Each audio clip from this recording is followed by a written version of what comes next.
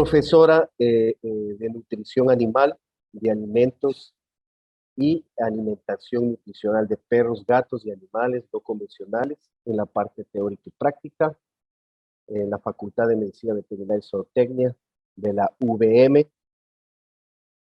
Participado en varios cursos de actualización en temas de nutrición de perros y gatos y no convencionales, tanto en México como en el extranjero.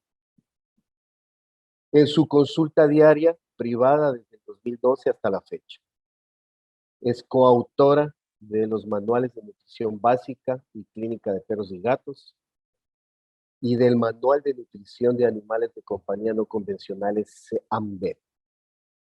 Participación en el desarrollo del diplomado a distancia SEAMED, nutrición básica y clínica de perros y gatos, actualmente finalizando el doctorado en ciencias con temas orientados a la tipificación de microbiota intestinal en perros adultos en mantenimiento y uso de probióticos. Sin más ni más, con ustedes, la doctora Karina Cosío. Por favor. Muchísimas gracias por la presentación, doctor, y muchísimas gracias, como también les comentaban ahorita, por la participación, por estar aquí con nosotros. Esperamos que sea una plática de su agrado y que podamos aclarar mucho el panorama respecto a esta parte nutricional. Y pues claro, bienvenidas también todas las preguntas que vayan saliendo. Muchísimas gracias, doctor Byron. Me voy a dar a la tarea de compartir pantalla para que ustedes puedan ir viéndola. Me dicen si hay cualquier tema técnico y si no, pues yo me sigo de corrido. Muchísimas gracias, doctor.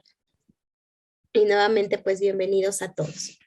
Entonces, como bien decía el doctor Byron, el día de hoy vamos a abordar un tema que a mí particularmente me gusta muchísimo porque tiene que ver con gatos. Y a mí, la verdad, les soy muy sincera, yo soy más persona de gatos, entonces la cuestión felina a mí me encanta. Y vamos a platicar de cuáles son esos puntos críticos que tienen que ver en la nutrición de estos animalitos. Para ponernos en contexto, quise de inicio platicarles un poco sobre algunas estadísticas que tenemos hoy en día respecto a la tendencia de tener a los gatos como animales de compañía, ¿no?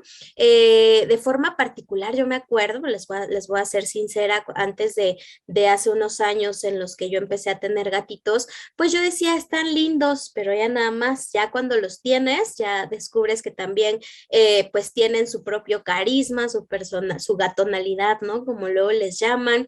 Y esto se ha reflejado a nivel general, ¿eh? Realmente estaba checando estas estadísticas que hay en internet respecto a cómo se ha popularizado hoy en día el gato y versus al perro alrededor del mundo. Y pues bueno, aquí les pongo un mapita en el que podemos estar viendo cómo se ha distribuido esta tendencia de manutención como animal de compañía. Y podemos ver que, por ejemplo, la parte de Canadá y gran parte de Europa tiene a estos animalitos como, pues ya como su top dentro de los animales de compañía más populares, ¿no? Y es cierto, o sea, actualmente los gatitos se han popularizado muchísimo más para tenencia en casa.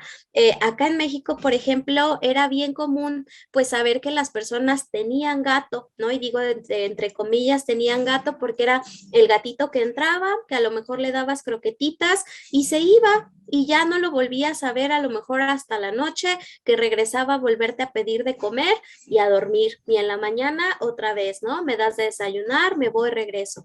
Actualmente pues ya hay mucha más esta tendencia a tener a los gatos indoor, ¿no? Tenerlos dentro de casa, ya también por muchas razones conocidas que tenemos tanto a favor del gato como a favor de otras especies, que es mucho mejor que estén dentro de casa, ¿no? Evitar enfermedades como la leucemia o la transmisión de la leucemia, agresiones por otros animales, ¿no? Que los perros los puedan llegar a lastimar, perros callejeros, otros gatos o otra jauría de gatos, el pensar quizá en la cuestión del daño que ellos pueden generar de forma, pues, no consciente, ¿no? A otras especies de fauna como las aves. Entonces, dadas todas estas condiciones, pues sí, ya sabemos que hay más cantidad de gatitos que están bajo nuestro resguardo, ¿no? Se habla de una cantidad aproximada de 600 millones de gatos en el mundo, aprox, entre de los que tienen casita, ¿no? De ahí, de esos, perdón, 600 millones, hablando en general, aprox, les repito, porque pues habrá gatitos que no se puedan contabilizar. De esos, uno de cada tres, pues tiene una casa, tiene un hogar, y en estimación hablamos de 2.2 gatos por hogar, que por supuesto puede ser una cifra mucho más elevada o más pequeña, pero al final del día, la parte relevante que yo quería con esta introducción era que viéramos que los gatos se están popularizando muchísimo y esta popularización pues nos ha demandado conocer un poco más a la especie, incluso como médicos veterinarios, ¿no? Esta cuestión de no hacer la confusión, decir, ay, pues es como un perro chiquito y dale igual que un perro chiquito y manéjalo de la misma manera, no, son especies completamente diferentes, no solo en forma de ser, sino también pues en la cuestión nutricional, en la cuestión de comportamiento alimenticio, en la cuestión de hábitos, todo va muy diferente. Entonces, para hablar también brevemente de la introducción del gato, pues ya es más sabido, más que sabido, de hecho por ahí hay un estudio bastante reciente que tuvo una implicación genética en la cual pues ya se determinó que la cruza de este Felis silvestris y Felis líbica, que eran de la parte de África, de la parte de Egipto, de la parte de Europa, hicieron diversas combinaciones de la especie para tener lo que hoy tenemos en día como el gato doméstico. Se habla de que los primeros, ¿no? Eran los gatos que se desarrollaron en Egipto y que se hablaba de justamente que estas personas empezaron a tener una vida más sedentaria y esta vida más sedentaria los motivó, bueno, permitió que tuvieran la agricultura y que tuvieran todos estos cultivos y que el gato pues llegaba y evitaba que las plagas consumieran esos cultivos, ¿no? Y entonces los empezaban a adorar como dioses y los tenían como deidades, ¿no? Incluso por ahí tienen a una diosa Bastet, que era muy importante en este tipo de cultura. Si hablamos de algunos reportes, 3800 hasta 1000 años antes de Cristo o incluso mucho más. Y también una gran razón por la que se han popularizado como animales de compañía, pues es por esta independencia que nosotros les determinamos, ¿no? Y digo, también recalco independencia entre comillas, porque creo que muchos propietarios o los que yo me he topado acá en clínica, y obviamente yo sé que siempre vamos a tener también un panorama bien amplio de propietarios, de personas que tienen gatitos, perritos, pero la mayoría que yo me había topado siempre me decía, cuando le preguntas, ¿por qué elegiste un gato? Ah, pues porque son bien independientes. Y sí, de cierto modo sí, porque si tú les dejas un dispensador de comida, les dejas agua y les dejas un lugar donde acostarse, tú te puedes ir 1 o 2 días y el gato va a estar feliz, ¿no? A diferencia de un perro que pues sí es mucho más de estar con la gente y de que no me dejes solo porque me da ansiedad y cosas por el estilo.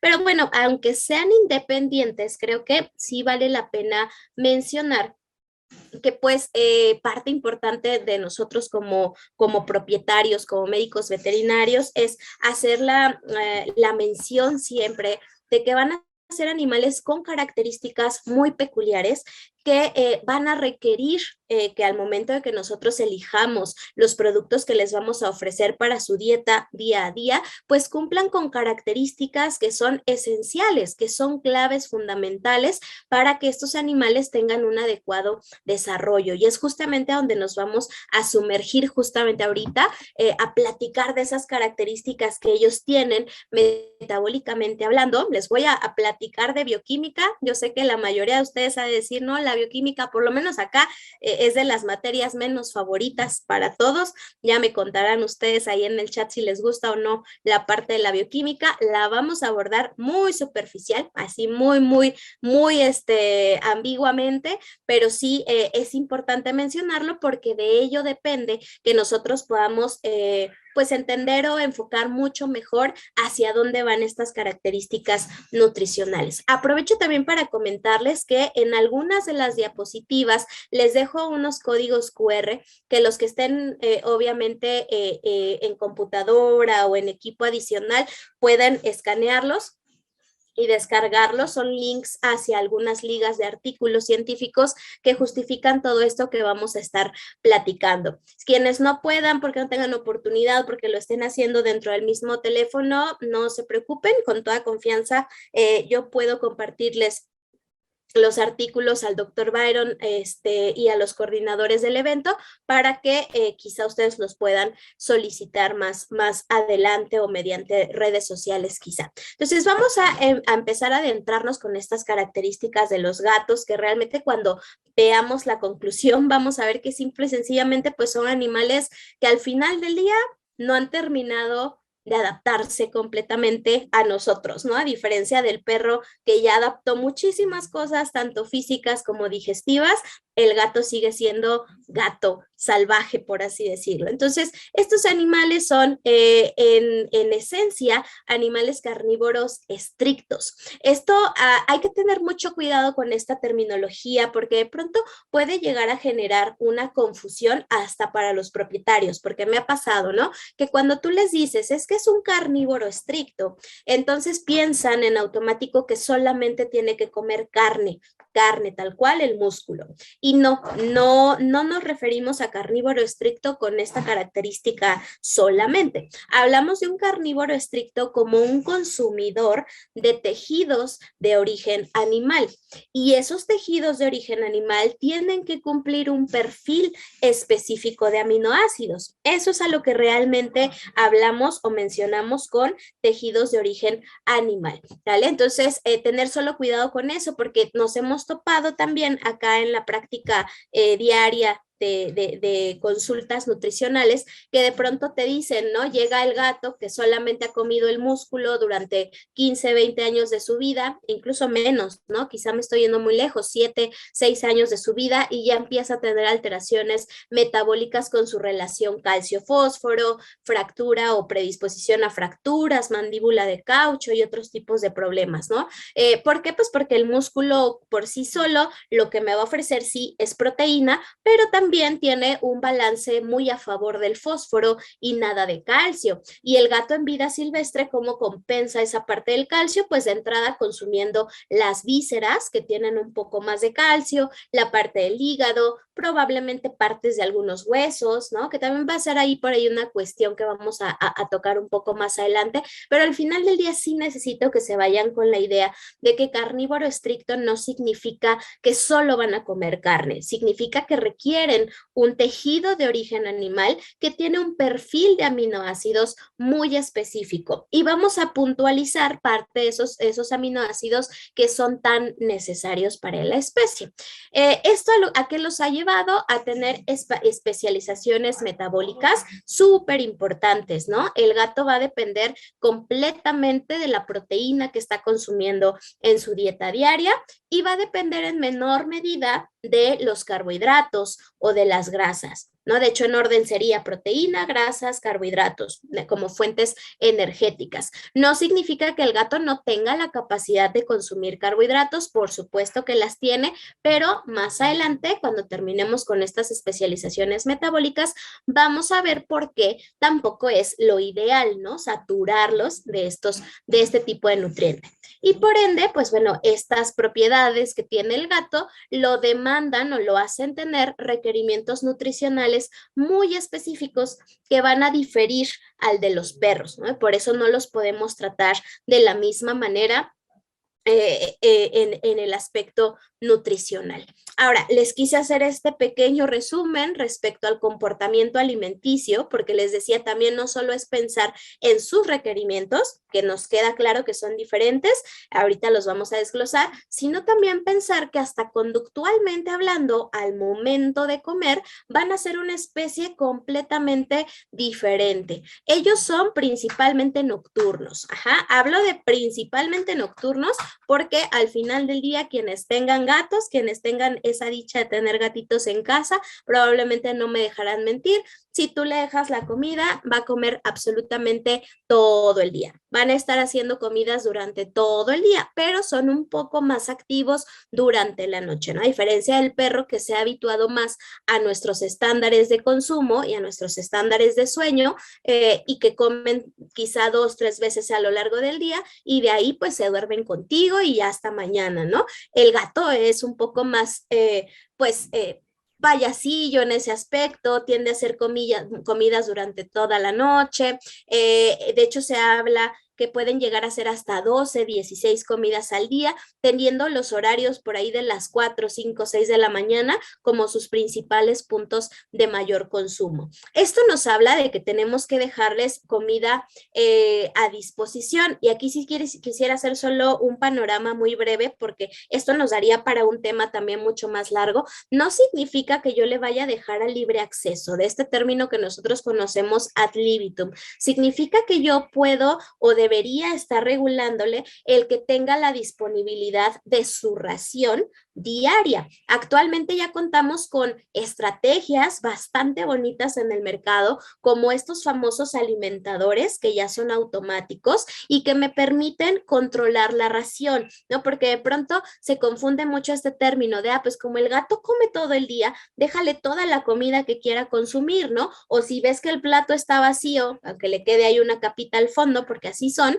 sírvele y sírvele y sírvele y sírvele, y al rato tenemos estos gatos tan tremendos que me han tocado luego ver en redes sociales que parecen así Garfields enormes, gigantes, bodoques, que tampoco está bien, ¿no? Entonces, siempre tener cuidado con eso. Sí son animales que requieren tener su ración disponible todo el día, pero hay justamente que hacer eso, racionarlo, saber cuánto es lo que requieren, calculárselo por fórmula, calcularlo por estimación con la dieta que están consumiendo, y eso ya sea que nosotros nos demos a la tarea de írselo dividiendo, que el animalito también se acostumbre, ¿no? Eso también es clave, que él se acostumbre a que ya hay comida, que no pasa nada, que puede ir y venir y que va a estar ahí disponible el alimento, y si no, echar mano de esta nueva tecnología que tenemos, que antes no teníamos, que son estos alimentadores, ¿no? Que tú pones la ración y tú ahí le programas, ¿sabes qué? Yo quiero que tú saques un poco de la ración cada 2 horas o cada 4 horas, ¿no? Y el gato eventualmente se va acostumbrando. Respecto a sabores, respecto a la cuestión de percepciones, es importante saber que el gato no percibe los sabores dulces. De hecho, el gato es un animal al cual de pronto llegan y te dicen, oye, pero come frutas, oye, pero le gusta la cajeta, ¿no? Yo tengo en casa una gatita que le encanta la cajeta, o sea, y en cuanto ella, la cajeta acá en México es también creo que allá lo conocen como la crema de leche, que es esta, como con textura chistosona, chiclosa, que viene de la leche de la cabra. O que se prepara principalmente con leche de cabra, le encanta, le fascina, y cada que ve que yo voy a servir cajeta o dulce de leche en algún preparado, en un pan, lo que sea, va y me quiere meter la manita y la quiere jalar.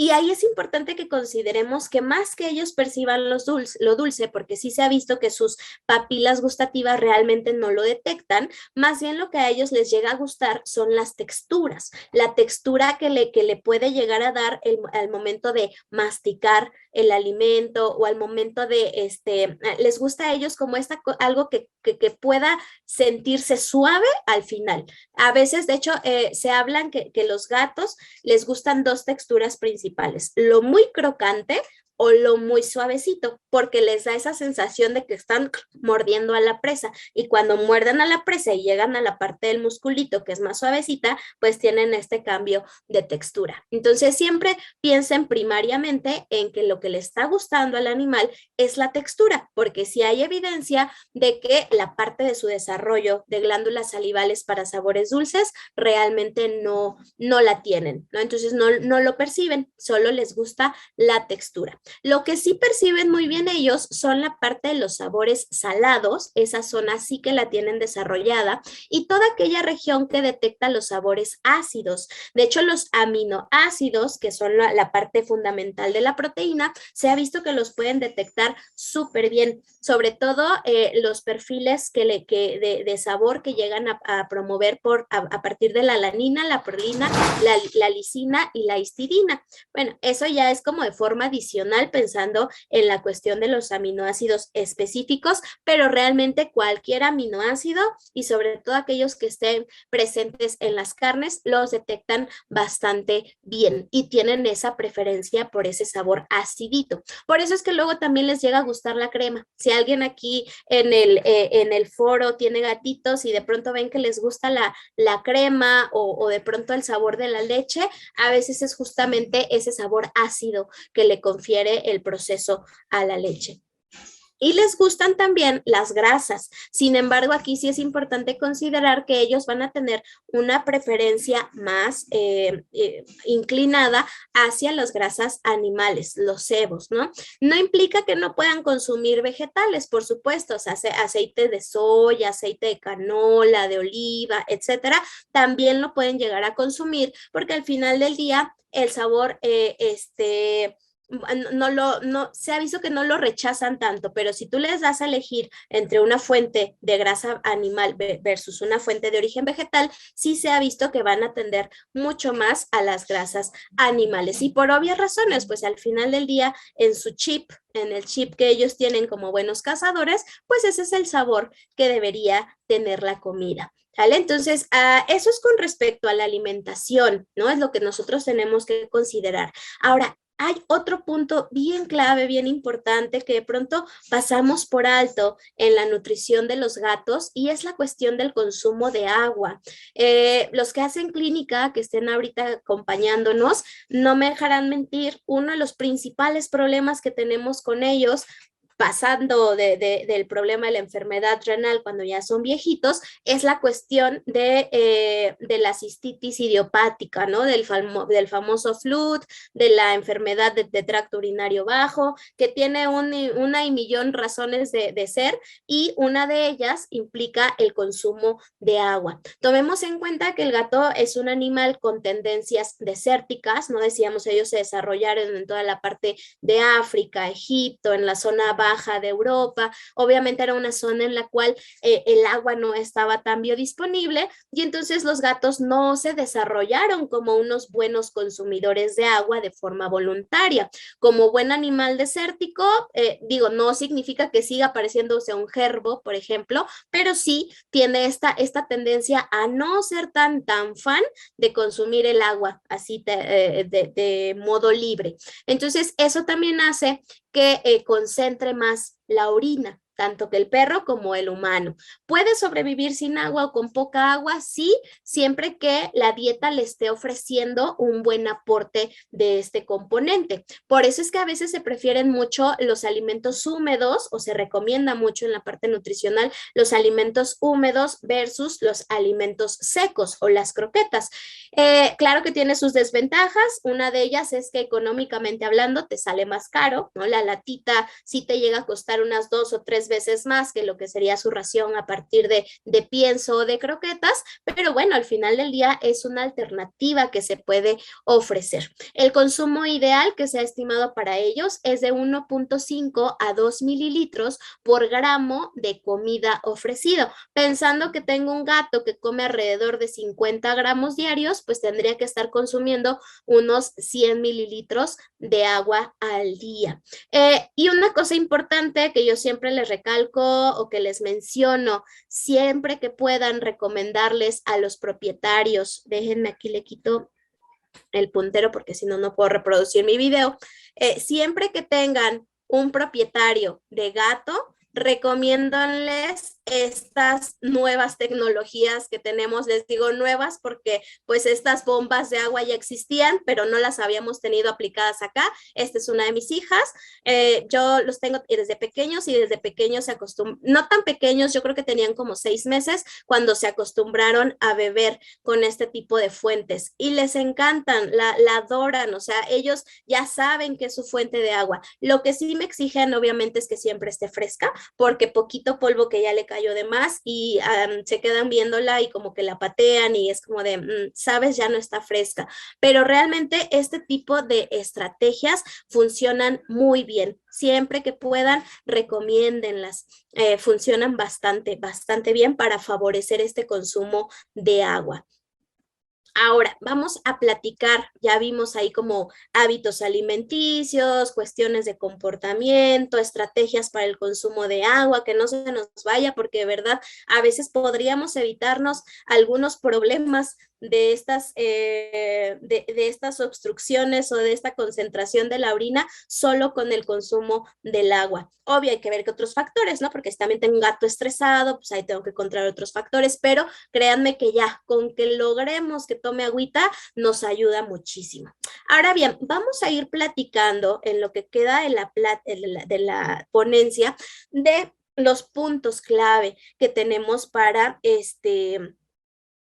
la cuestión nutricional. Entonces vamos a hablar de esta peculiaridad de la especie a requerir niveles altos de proteína. Se habla de un mínimo 28% de proteína cruda en materia seca y les voy a platicar cómo interpretar este famoso PC, esta famosa proteína cruda en una etiqueta, en un producto, realmente qué valor tiene para nosotros como médicos veterinarios para poder darle esa información al propietario. Necesitamos cantidades de taurina importantes, un requerimiento súper específico de taurina. La taurina es uno de los elementos más esenciales para la especie, sí o sí, y en cualquier etapa del desarrollo. Se ha visto que incluso más en el caso de los cachorritos, en el caso de desarrollo. Sin embargo, para cualquier etapa de la vida, la taurina es fundamental. Ahorita vamos a ver qué es la taurina, para qué sirve y qué puede pasar si no la tienen en su dieta. Vamos a hablar que también ellos necesitan un ácido graso específico ya preformado en la dieta, que es el ácido araquidónico. Ahorita vamos a platicar de también quién es ese señor, quién es el ácido araquidónico, para qué me sirve, para qué funciona. La vitamina A, ¿no? En el caso de vitaminas, la vitamina A es fundamental también en ellos, en una forma preformada. Ahorita vamos a hablar de sus antecesores, que son los betacarotenos, y por qué los señores gatos no pueden aprovecharlo de la misma manera. Vamos a platicar ahí de forma adicional, y por eso los puse en otro colorcito y como un asterisco, de la niacina, que es la vitamina B3, porque aunque sí se considera uno de sus requerimientos básicos, realmente con que nosotros cumplamos los de acá arriba, porque al final del día vamos a concluir en algo bien básico, que todos ellos los tenemos en tejidos de origen animal. Con que yo cumpla los de acá arriba, tengo garantizado que este de acá me da menos lata, ¿no? Entonces, es por eso que se los pongo en verde y como con un asterisco, pero aún así lo vamos a platicar y vamos a cerrar con la parte del metabolismo particular que ellos tienen de los carbohidratos. Entonces, comencemos con la parte de la proteína. La proteína, pues bueno, ya lo comentamos como 3 veces o 4 en lo que vamos de la ponencia, hablamos de que es un animal carnívoro estricto, por lo tanto voy a requerir proteínas de origen animal. ¿Sale? Siempre consideremos esto. Más adelante, de hecho, ¿por qué les enfoco tanto esta parte del tejido animal? Más adelante en uno de los links que ustedes pueden descargar como QR, hay un estudio que se llevó a cabo en Brasil por ahí de 2018, donde ponían a prueba dietas nuevas que están saliendo al mercado, que se conocen como dietas veganas, tanto para perro como gato. Y se empezó a encontrar bastante relación entre dar una dieta vegana y dar una dieta a partir de carne con deficiencias o posibles deficiencias de aminoácidos importantes, como la metionina, como la arginina. Por ejemplo, en gatos se vio que la arginina podía llegar a ser deficiente en dietas con proteína de origen o de fuentes vegetales. Entonces, vean, desde ahí ya estamos viendo que cuando hablamos de un gato, tenemos que hablar forzosamente de que tenemos que ofrecer tejidos de origen animal.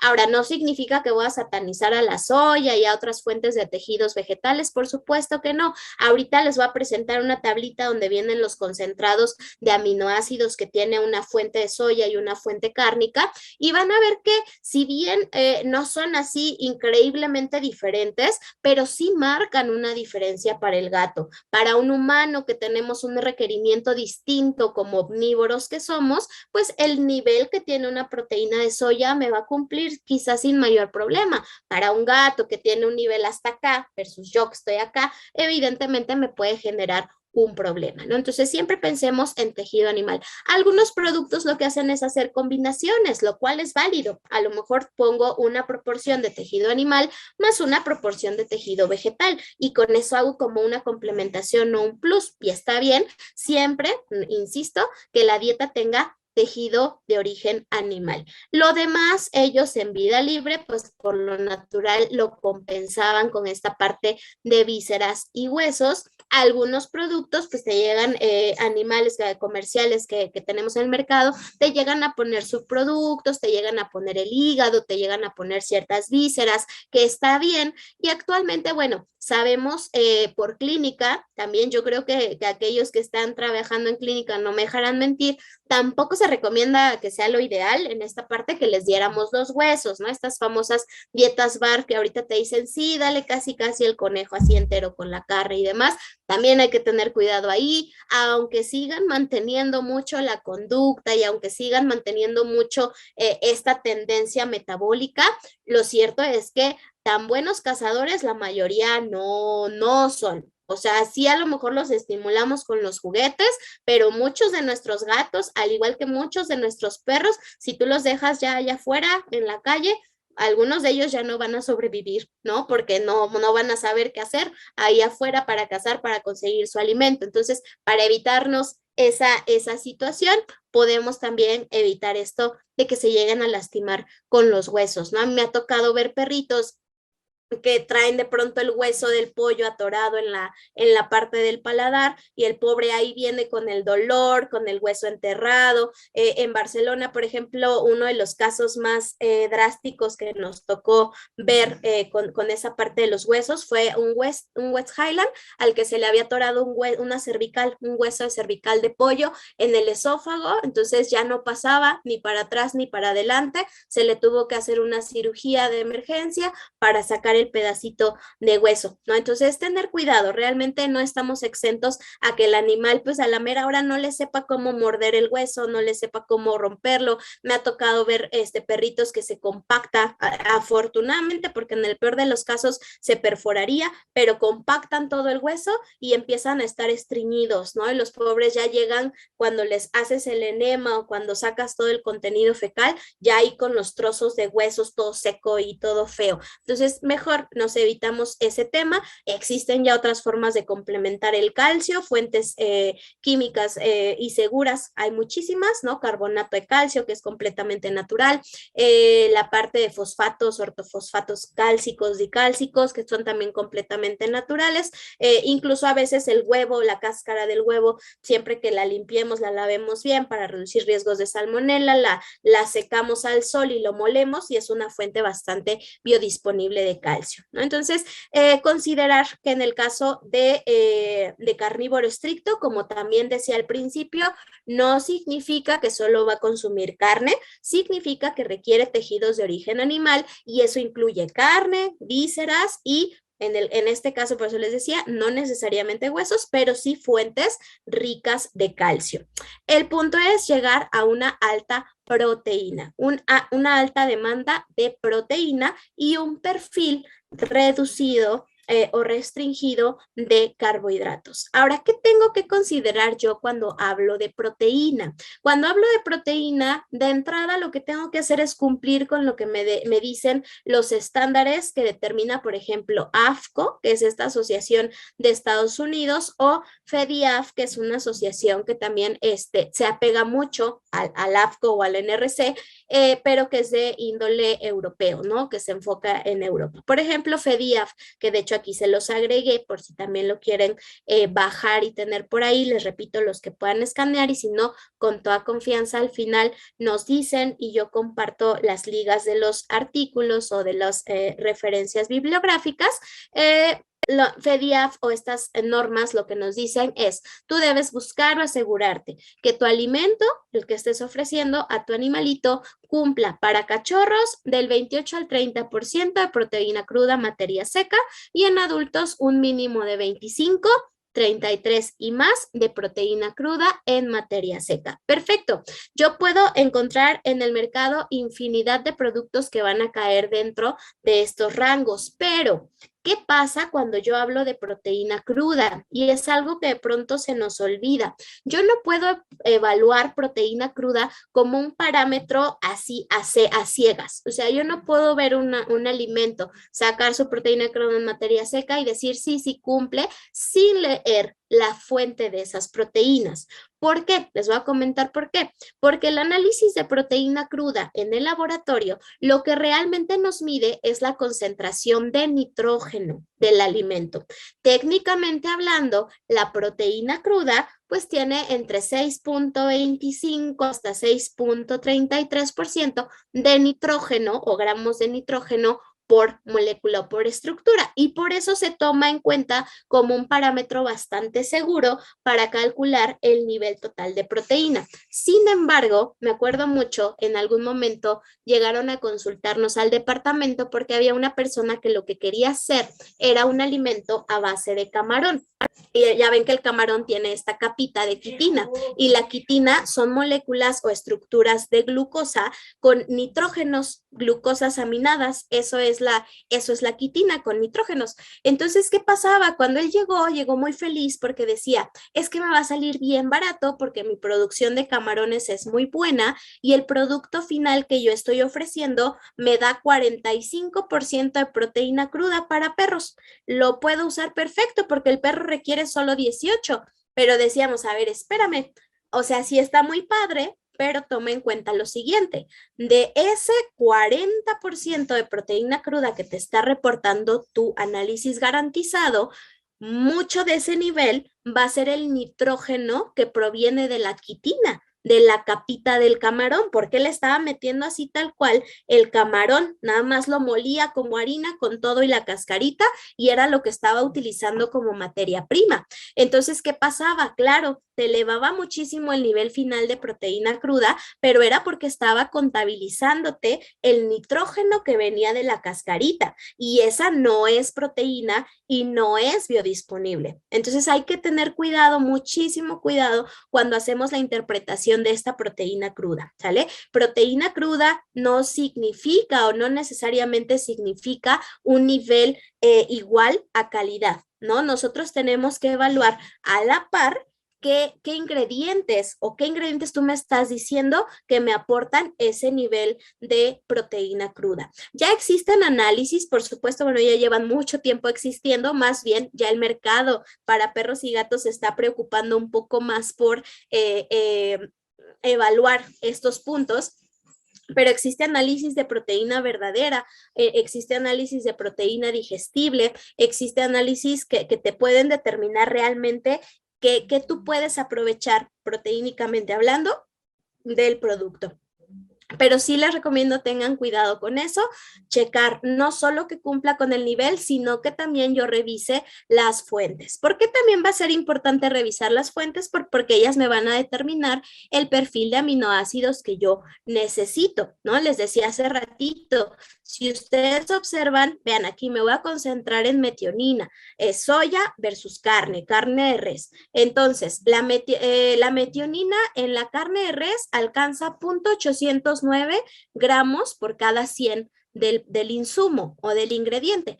Tiene prácticamente 4 veces más que lo que sería la metionina de la soya. Y les repito, este nivel de metionina en la soya tampoco es despreciable, pero no es despreciable para un omnívoro que no requiere tantísima proteína en la dieta y cuyo perfil de aminoácidos es distinto o depende menos pues del consumo de la dieta. Metionina, por ejemplo, cisteína, que es otro de los importantes, pues vean, es un poco menos la diferencia. Dices, bueno, a lo mejor cisteína sí la puedo cumplir a partir de soya, le puedo poner una parte de soya. Arginina, que es otro de los fundamentales y que lo vamos a platicar, vean, aquí sí es prácticamente el doble la diferencia que estamos hablando, aquí es prácticamente 2 gramos por cada 100, lo que me da la ternera, versus 1.2 que me da la pasta o la semilla de soya, ¿vale? Entonces, importante que consideremos eso, ¿no? Es fundamental también saber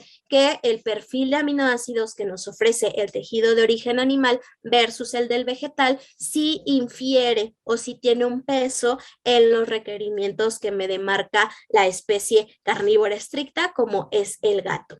¿Y por qué? Porque es tan importante el que te cumpla con esa proteína, el que cumpla con ese perfil.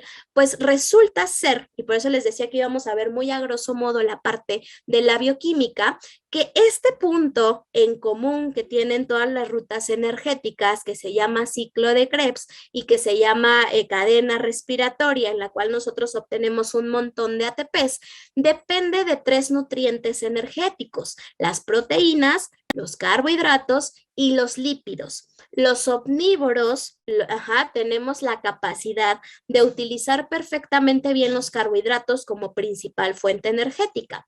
Los carnívoros utilizan rutas alternativas que se conocen como gluconeogénesis, a partir de la proteína de la dieta, a partir del perfil de aminoácidos que tiene esa dieta y por ende este tipo de aminoácidos que son muy específicos los que se van requiriendo van a generar moléculas o estructuras que van a derivar en intermediarios que entren a este ciclo de producción energética.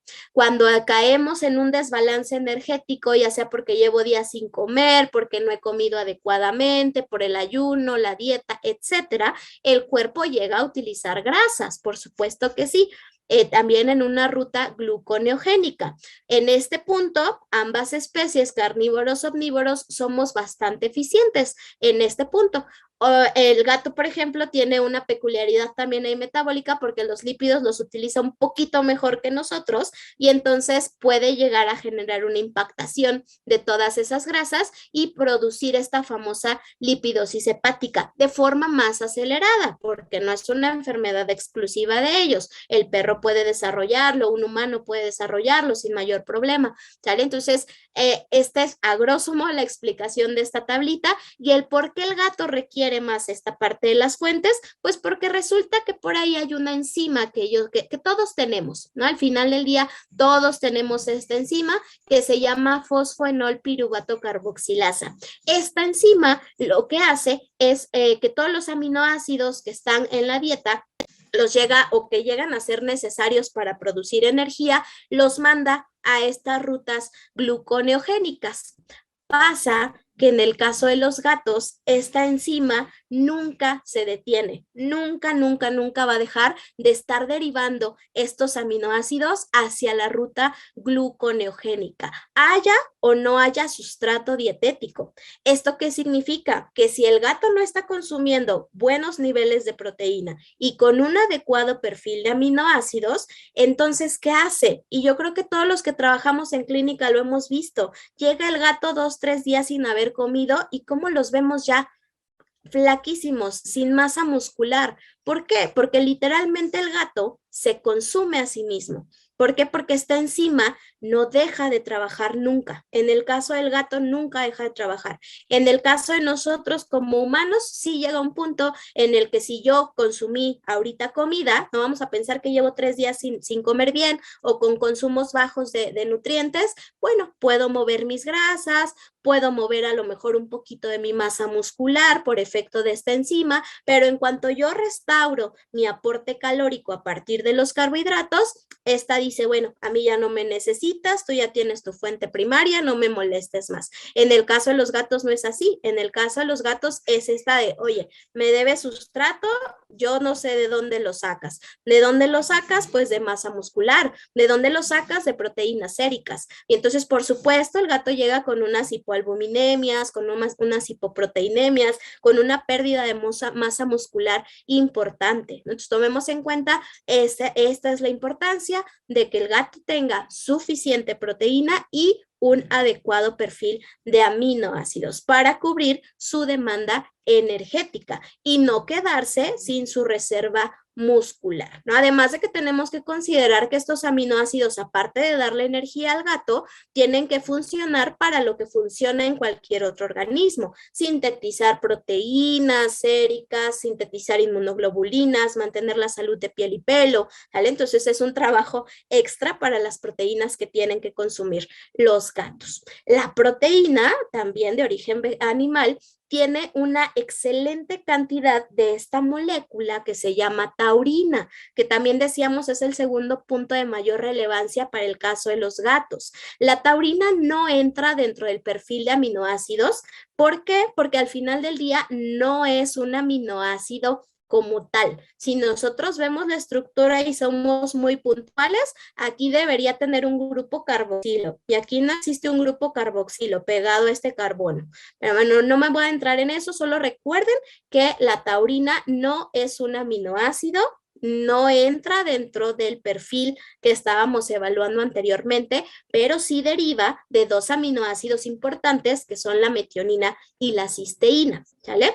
Y que esta taurina va a ser requerida, por eso acá tenemos una alta demanda de metionina y cisteína, y va a ser requerida para el animal porque va a cumplir papeles fundamentales en cuestiones de neurotransmisión, de salud visual, de salud cardíaca, en el crecimiento, en la gestación. ¿Por qué la necesitan en cantidades más elevadas? Ahorita se los explico, pero también tomemos en cuenta que el gato la pierde mucho por vías distintas. La pierde en el caso de los machos enteros a partir de la producción de la felinina, esta sustancia que tú pasas por un lugar y dices aquí hay un gato. Esa lomita que queda con los gatos machos enteros es a causa de esta molécula que se llama felinina, es completamente dependiente de producción testicular, por lo tanto, en cuanto tú castras, se reduce, pero por ahí la pierden una parte de esos machos enteros y por ácidos biliares, ¿no? Los ácidos biliares los vamos a tener que producir todo el tiempo mientras comamos. A lo mejor los producimos más mientras más grasa consumimos, pero se van a producir siempre. Entonces, ácidos biliares, el más tradicional que producimos nosotros humanos es el glucocólico, el ácido glucocólico y glicólico que viene formándose a partir de la glicina. En el caso del gato, el gato únicamente produce ácido taurocólico. Por lo tanto, parte de su taurina o de la taurina que está consumiendo se pierde mediante la producción de estos ácidos biliares. Es por eso que también su demanda pues se incrementa. ¿Y por qué se incrementa también? Bueno, esa va después. Ahorita les explico qué consecuencias tiene el que no consume el animal suficientes cantidades de taurina. Hay dos enfermedades primarias, la degeneración retiniana felina, que tiene que ver con la salud de la retina. Hay más causas, por supuesto, no se cierren a decir, es degeneración retiniana, le falta taurina. No, hay que hacer una historia nutricional, por supuesto. Hay otros factores que me pueden generar una degeneración y un daño a la visión, incluso fármacos, ¿no? Fármacos como la enrofloxacina, que en los gatos sí les puede llegar a generar cuestiones de visión o lesiones importantes, cardiomiopatía dilatada, que es mi otra enfermedad que también me puede generar a consecuencia de taurina. ¿Cómo lo puedo asumir? Si yo estoy viendo que consume una dieta carente en proteínas de origen animal. Si yo estoy viendo que es un gato al que le quieren dar una dieta vegana, que es un gato que está consumiendo proteínas de mala calidad, puedo sospechar que tenemos una deficiencia de taurina. Ahora bien, ¿por qué se debe esta deficiencia de taurina? Les decía, ¿no? La metionina y la cisteína son sus aminoácidos de origen, por eso estos dos también deben de estar en excelente cantidad. De forma natural, no me voy a meter en paso por pasito, nada más quiero que ustedes chequen cuál es mi producto final hasta acá. De metionina terminé en taurina, ¿sale? Y la cisteína resulta que en este punto tiene la capacidad de no solo irse a esta ruta metabólica para producir taurina, sino que también tiene la capacidad de irse a esta otra ruta metabólica en la que voy a producir piruvato. Si ustedes fueron observadores y vieron la tablita que yo les enseñaba acá, el piruvato es el mediador o parte de los mediadores o intermediarios más importantes para producir energía. Entonces, ¿qué pasa? El organismo del gato está tan habituado, pero tan habituado a utilizar los aminoácidos como fuente energética, que su prioridad metabólica es mandar a esta cisteína hacia la producción de piruvato. Y entonces, ¿qué pasa? La producción de acá o la producción de taurina se reduce. Ajá, estas enzimas, de hecho, el hecho de que las líneas sean punteadas significa porque la producción de estas enzimas es mucho menor que la que se daría en un perro, que la que se daría en un humano, por ejemplo. ¿Sale? Entonces, ¿por qué esta adaptación? Pues porque naturalmente la dieta del gato debería tener taurina. Y entonces el cuerpo del gato dice, ¿para qué te produzco estas enzimas si tu dieta tiene taurina? Y si mejor la cisteína, ¿qué te parece que mejor la derivamos a piruvato? Pues claro, me ahorro energía porque cada enzima que produzca el organismo es un gasto energético, ¿vale? Entonces, por eso es que el gato tiene esta alta demanda de taurina. Bueno, el gato y algunas razas de perro que tienen deficiencias genéticas, como el Cocker Spaniel. Cocker Spaniel tiene deficiencias genéticas en la adecuada producción de estas enzimas, por eso es que requiere de taurina también de forma adicional. Pero bueno, salvo esas excepciones, el gato la va a tener siempre, va a tener esta dependencia de las concentraciones de taurina. Y les decía que también tenemos necesidad de algunos otros aminoácidos importantes, como por ejemplo la arginina, el aspartato, también por acá tenía la glutamina. ¿Por qué?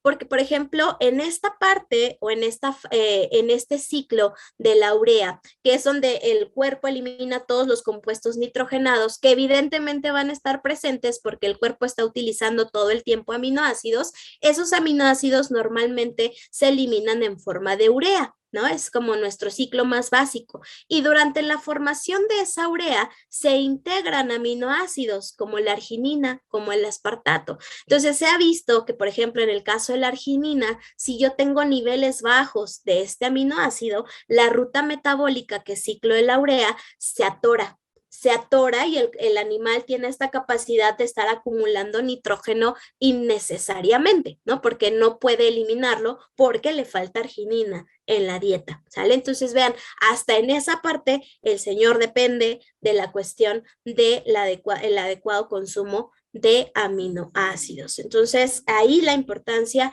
de la proteína. Y requieren estar haciendo este proceso constantemente, mucho más constante que nosotros. Ahora bien, pasemos a las grasas. ¿Qué pasa con las grasas? Les decía, ¿el gato va a tener la capacidad de utilizarlas como fuente energética? Por supuesto que sí. Algunas grasas las va a almacenar, algunas otras las utilizará en el momento. Todo depende del balance energético en el que se encuentra el animal. Les decía, prefieren las grasas animales sobre las fuentes vegetales, pero no significa que si tú le preparas algo o le huele a otro tipo de aceite, no lo quieran o no lo acepten, ¿no? Entonces, solo ahí tomar en cuenta ese detalle. Los gatos requieren aproximadamente entre un 9 y 25% de grasa cruda en materia seca. La gran mayoría de los productos comerciales llega a cumplir con este parámetro. El 9 tiende a ser para dietas incluso de prescripción, que son para gatos que tienen algún problema con obesidad o con ganancias de peso que no deberían pasar, y el 25 pues para cachorritos o para adultos jóvenes. jóvenes, perdón. Y hablando de la parte de lípidos, que es una parte también bonita, es importante que el perfil de grasas que se esté ofreciendo sea adecuada en ácidos grasos esenciales. Los ácidos grasos esenciales, que eso aplica para cualquier mamífero, van a ser esos ácidos grasos que requerimos estar consumiendo en la dieta. Los tres más comunes son el ácido linoleico, el linolénico y el araquidónico. Son como mis tres ácidos grasos esenciales. De forma natural, ¿cómo los obtengo? Pues aquí ustedes pueden ver aceite de girasol, lo podemos obtener en la misma carne, en algunos vegetales, en otros aceites como la de lino, de la nuez, de la soya, ajá. Y vean acá, por ejemplo, en el caso del ácido araquidónico, tiene aquí una rayita y una parte que dice metabolitos del omega 6. Resulta que la mayoría de los mamíferos, pero pues ya estamos viendo que el gato no a veces no cuadra con toda esa parte de la mayoría de los mamíferos, la mayoría de los mamíferos tenemos la capacidad de que si consumimos suficiente linoleico, aceite de girasol, aceite de maíz, aceite de soya, aceite de cártamo, tenemos el sistema enzimático para convertirlo en ácido araquidónico. Pero ¿qué creen que pasa con el gato? Pues resulta que el gato no está suficientemente bien equipado para convertir lo que consume de linoleico en araquidónico. Y por lo tanto, el señor requiere que se lo demos de forma preformada. ¿Sale? El ácido araquidónico, y ahí viene su importancia, es el principal ácido graso que forma parte de esas estructuras, que yo creo que la mayoría de nosotros las recordamos de clases de biología celular y bioquímica, de los fosfolípidos. De los fosfolípidos de membrana, ahí es donde nosotros vamos a tener el ácido araquidónico, o sea, en todo el cuerpo. ¿No? Pensemos que pues somos un compendio de células y todas las células deben tener ácido araquidónico. Entonces vean cuál importante es la necesidad del gato de estar consumiendo este ácido araquidónico cuando de forma endógena pues no lo puede procesar, ¿no? Tejidos que son ricos, más ricos en ácido araquidónico, pues tenemos al hígado, al cerebro, de los animales, por supuesto, y el músculo. Son los tejidos más ricos en este ácido araquidónico. Entonces, ¿qué pasa? Pues como el gato normalmente llega a consumir cualquiera de estas estructuras en vida libre o desde sus antecesores viene ese chip metabólico, pues evidentemente no requería gastar nuevamente su energía en procesar del ácido linoleico hacia el araquidónico. Y entonces, ¿qué dice su cuerpo? Pues si tú lo tienes en la dieta porque normalmente te comes esto y ahí hay un montón, ¿para qué gastas energía en una enzima que te convierta linoleico en el araquidónico? Y entonces, oh sorpresa, pues ahora se vuelven dependientes de ese ácido araquidónico que ya venga preformado. Forma sencilla de hacerlo, de cumplirlo, que coman carne. Bueno, tejidos de origen animal, insisto, ¿no? Esta parte de tejidos de origen animal, ya vimos, puede ser la parte del músculo o pueden ser vísceras o pueden ser otros tejidos, incluso como la parte del cerebro. Es menos común quizá ver al cerebro o esa parte como fuente de proteína, como fuente de grasa o como fuente de alguna otro aporte, pero al menos el hígado como víscera, sí, y la carne, ¿no? Huevo también, el huevo también tiene cantidades adecuadas de ácido araquidónico y de hecho acá veíamos también en la otra diapositiva que no solamente eso, sino también la leche, la proteína y la grasa de la leche, perdón, la grasa de la leche también tiene ácido araquidónico, les decía el huevo, la carne, ¿no? Entonces tenemos diferentes formas de aportarlo, pero de que lo necesitan ya hecho, lo necesitan ya hecho y con mayor necesidad que un perro, que un humano. Signos de deficiencia, podemos ver un desarrollo detenido de los animales, lesiones en la piel, una baja calidad de piel y pelo, por supuesto, porque forma parte importante de todas las membranas. Y recuerden siempre que el organismo va a tender a sacrificar la belleza, siempre. Entonces, no importa si me quedo pelón, no importa si se me ve la piel reseca, no importa si de pronto tengo zonas alopécicas o parches por todas partes, siempre que el resto de mi cuerpo esté balanceado, ¿no? Entonces, por lo regular, deficiencias nutricionales casi siempre se empiezan a manifestar con este tipo de lesiones, ¿no? Baja calidad de piel, baja calidad de pelo, lesiones también. Por supuesto que tengo infinidad de diferenciales, por supuesto que sí, pero si yo empiezo a observar o a hacer una historia nutricional y por ahí veo que el perro se come la comida que el gato se comparte la comida con el perro o que le están dando una dieta que tiene puros subproductos o puros güeritos o cosas por el estilo, pues claro que puedo sospechar que su índice, su causa es nutricional. Le genera una tendencia más fácil para desarrollar hígado graso por la cuestión de la movilización de lípidos que se debe de dar para compensarlo, se vuelve susceptible a infecciones y también puede llegar a presentar fallas reproductivas. Entonces, hay otra razón por la que necesitamos el tejido de origen animal. Ahora, también hay otros ácidos grasos que se consideran actualmente, y platicaba ayer con Lau, ¿no? No es tanto que se consideren esenciales hoy en día, pero no porque no tengan la capacidad de serlo. Más bien, creo que estamos como todavía en ese paso de desarrollo en el que ya entren en esta categoría de esenciales, y son el EPA y el DHA. Yo creo que la mayoría de nosotros hemos escuchado hablar de este famoso EPA y DHA, cuya principal fuente natural es el aceite de pescado, junto con el aceite de krill, que es un camaroncito, junto con el aceite de algunas algas marinas de agua fría, y de ahí los pescados obviamente también tienen sus derivaciones, ¿no? Que algunos tienen más que otro, menos que otro.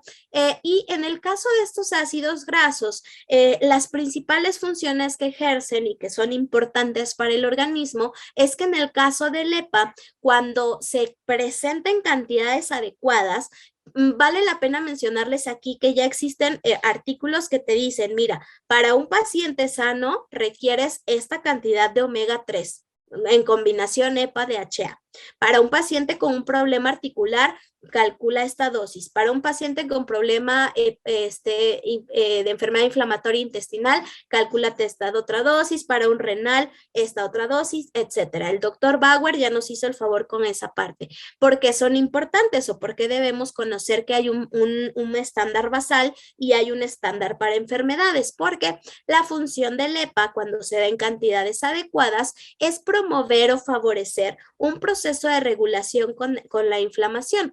Recordemos que la inflamación es un proceso natural y es completamente normal que se inflame el organismo en respuesta a algún estímulo externo. Estamos todo el tiempo expuestos al mundo, entonces invariablemente en algún momento de la vida tenemos que someternos a la exposición con un agente patógeno, a que ya me pegué con el mueble, el dedo chiquito del pie, a que ya me rasguñó el perro, a que ya me mordió el gato, etcétera. Entonces es normal inflamarnos, completamente normal, hasta porque comí algo que me cayó pesado me puedo inflamar. Lo que no es normal es que el cuerpo pierda la capacidad de regular ese proceso inflamatorio y entonces esa inflamación ya me lleve a lesiones concomitantes o a una inflamación crónica. Para ese tipo de procesos, el EPA, el ácido eicosapentaenoico, que es característico de estas fuentes de forma natural, pero que obviamente también se pueden adicionar de forma artificial, regula ese proceso inflamatorio porque compite con el ácido araquidónico como productor de eicosanoides, prostaglandinas, tromoxanos, leucotrienos, que participan activamente en este proceso inflamatorio. Ahora, DHA, por su parte, aunque también se ha visto que tiene un efecto sobre su proceso inflamatorio, aunque lo hace a otro nivel, porque él tiene una influencia específica sobre la expresión genética, se ha visto que tiene más participación o es más relevante en el desarrollo y la salud cerebral.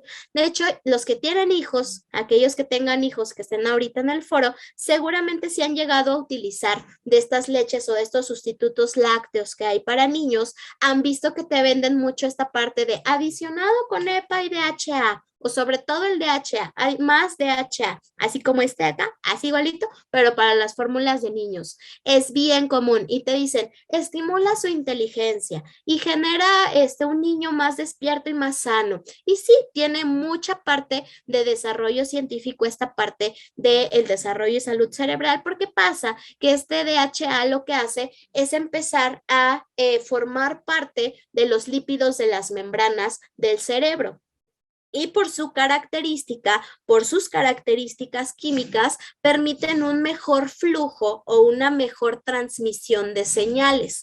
Obviamente esto no significa que yo sature a mi hijo de DHA y ya tenga un Einstein a la vuelta, por supuesto que no. Requiere, por supuesto, que el estímulo externo, pero vaya que tú lo puedes favorecer si lo tengo bien nutrido, y eso es bien sabido desde las épocas antiguas, ¿no? Esto de deja que el alimento sea tu medicina y tu medicina el alimento, por supuesto que aplica. Si yo nutro bien a la pequeña cría, llámese perro, llámese gato, llámese humano, y le doy este potencial para desarrollarse, hasta para la parte de crecimiento, no me dejarán mentir, ¿no? Si tú alimentas bien a tu hijo y aparte lo haces hacer ejercicio, pues le desarrollas ese potencial. Pasa igual con DHA. Si tú le das suficiente DHA y estimulas esa parte neurológica, por supuesto que puedes tener un efecto positivo sobre la salud y el desarrollo cerebral. Entonces, nuevamente, no entran aún en el término de esenciales, pero sí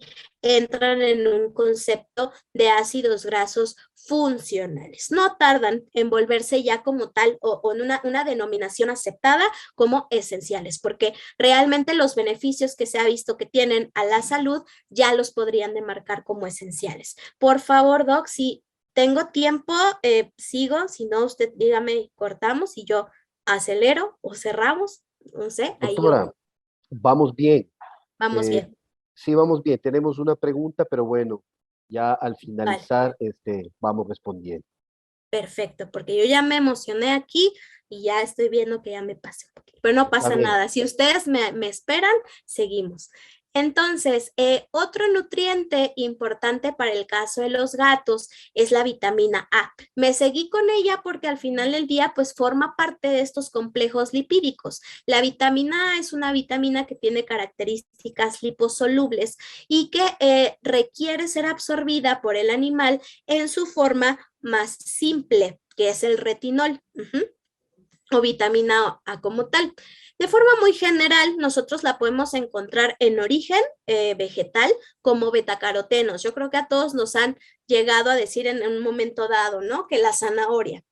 Come zanahoria para que tengas vitamina A, que para que tu salud visual. Come berenjenas, come ay, se me fue el nombre de este otro rojito, pero todo lo que sea rojito, todo lo que sea naranja, todo lo que sea rojo, perdón, rojo, naranja, amarillo, se ha visto que tiene vegetal, tiene excelentes cantidades de betacaroteno. Y dices, bueno, ok, está perfecto. ¿Qué pasa con el gato? Vamos nuevamente a sus orígenes. ¿Qué tan frecuente es que el gato, pensando obviamente en la manutención de sus características metabólicas, qué tan frecuente era ver que un gato silvestre comiera una zanahoria o un betabel o cualquiera de estos vegetales con estas coloraciones? Pues realmente prácticamente imposible, o sea, ellos no se comían esa parte. Entonces, ¿qué es lo que pasa? En este caso, el organismo del gato estaba bien acostumbrado o están bien acostumbrados porque sigue siendo presente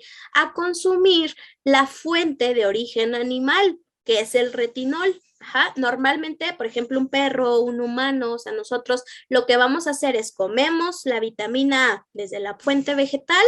Perfecto, tengo la enzima que se llama beta-caroteno 15,15 de oxigenasa, no se la aprendan, más sepan que existe, que lo que va a hacer es romper esta estructura de betacaroteno en dos. Una estructura de betacaroteno tiene el potencial para darme dos moléculas de retinol.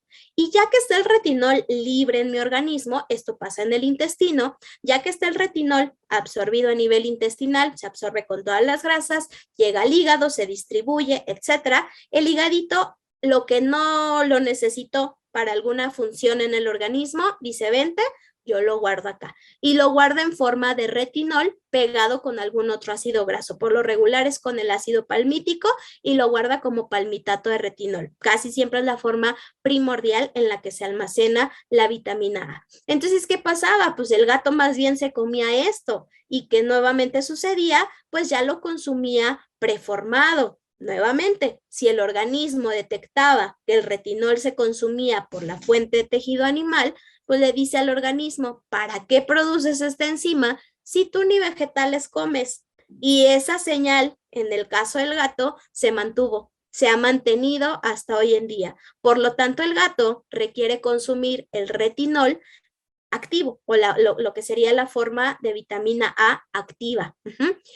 Normalmente su presa le hacía el trabajo. La presa convertía el betacaroteno hacia moléculas de retinol. Y cuando llegaba el gato y se comía el higadito, pues ya lo estaba procesando, ya venía procesado. Ahora, tampoco hay que abusar, eso creo que también es una parte importante que hay que mencionar en este punto de la vitamina A, porque de pronto me he topado con propietarios que dicen, es que yo le doy un montón de hígado y le doy hígado diario y le doy hígado ya desde hace 3, 4 años y dices, a ver, tranquilos, ¿no?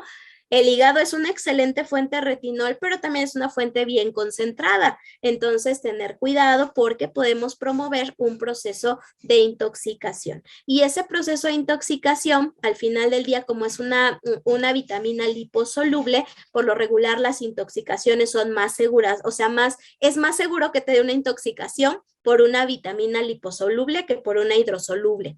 Y el problema es que parte de las funciones de vitamina A casi siempre las asociamos con vista, ¿no? Tú piensas vitamina A y es salud visual, pero no, también tienen participación o también tiene injerencia en la cuestión del mantenimiento de tejido óseo.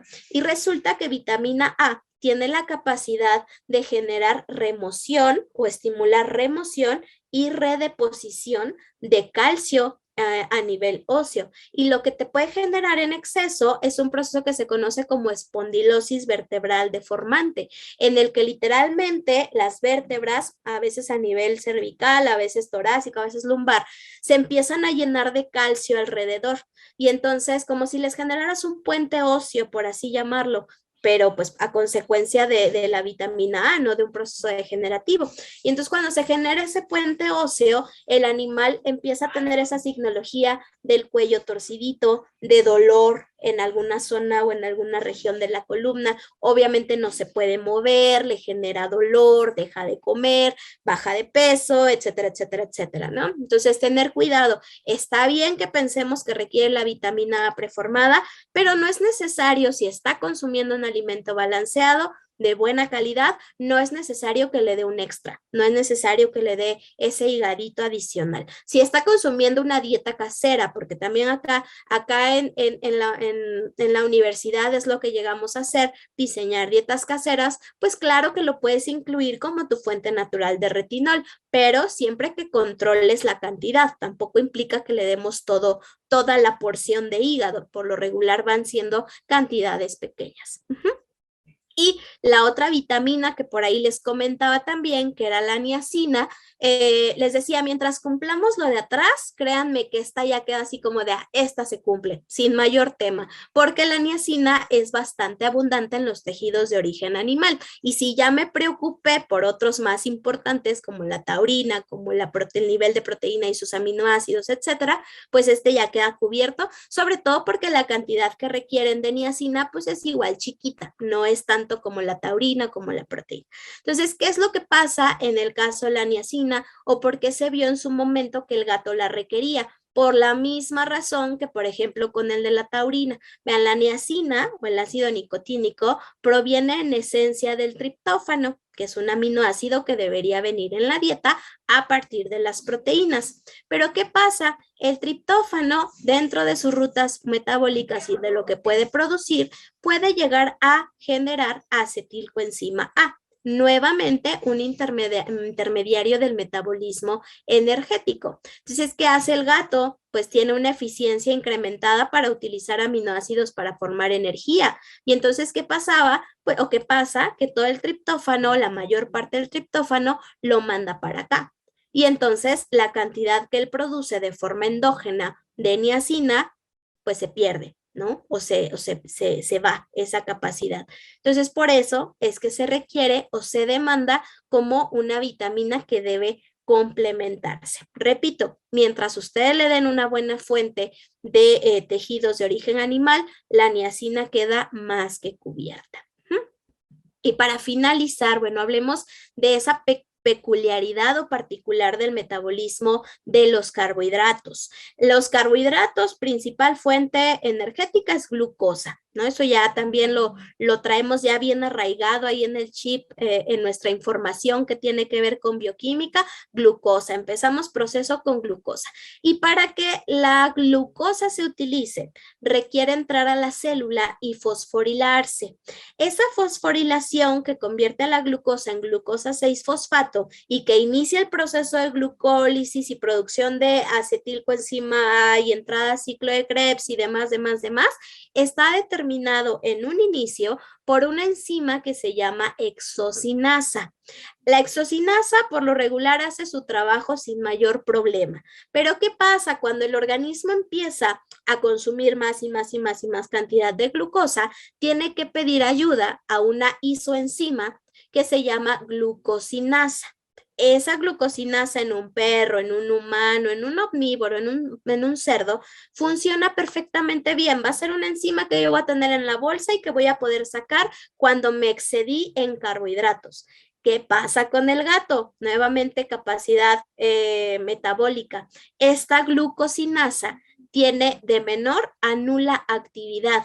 Entonces, ¿qué pasa cuando el animal empieza a consumir una gran cantidad de carbohidratos, ya sea porque mi dieta los tiene, porque a lo mejor estoy eligiendo una dieta que tiene demasiados cereales en proporción con la carne, o porque percibí que le gustan las frutas, o porque percibí que le gustan los carbohidratos de la fruta, etcétera, de la fruta, de la tortilla, del pan, etcétera, y yo empiezo a dárselos en exceso?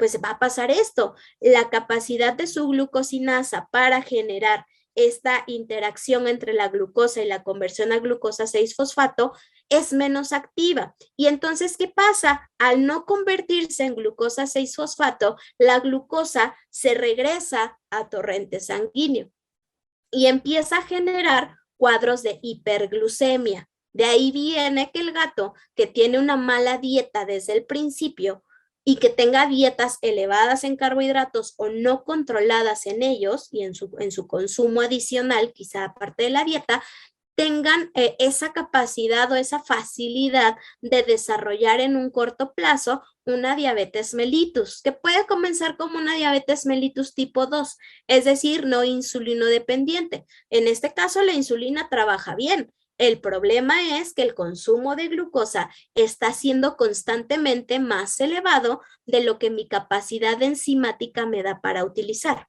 ¿Sale? Entonces, de hecho, no hay un requerimiento mínimo ni máximo de carbohidratos en el gato, pero si nosotros nos vamos o nos enfocamos en el perfil de alimentación que tiene, las carnes realmente no superan un 10, un 5% de carbohidratos en materia seca. Incluso los ratones de campo se ha visto que los carbohidratos que te pueden llegar a reportar pudieran ser como parte de lo que se queda en el tubo digestivo de lo que ellos consumen, más que realmente sea una fuente de carbohidrato real. Y de hecho también hay una teoría que te dice, bueno, si además tú pones en consideración que los gatos silvestres cazaron a su presa, la reserva de carbohidratos que pudiera tener la carne y el hígado, que es el glucógeno, seguramente se gastó en su mayoría al momento de que el animal salió corriendo para huir.